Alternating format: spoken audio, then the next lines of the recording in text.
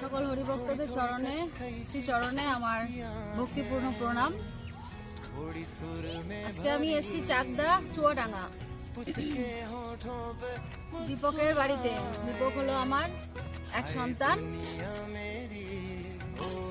এই শীত প্রায় চলে গেছে, যাচ্ছে চলে। তো আমাকেও অনেকদিন ধরেই বলছে যে মা আসো, গাছের থেকে রস পেয়ে তোমাকে গুড় দিয়ে পিঠে খাওয়াবো বানিয়ে, অনেক দিনের ইচ্ছা। তো আমি এতদিন ওকে টাইম দিতে পারিনি, সব জায়গায় যেতে হয়। তো আজকে আমি আসতে পেরেছি। ওর বাড়িতে দাঁড়িয়ে আছে এবং আমাকে খুব সুন্দর একটা ভিজানো পিঠা, এটা আমি খুব পছন্দ করি, খেতে দিয়েছে।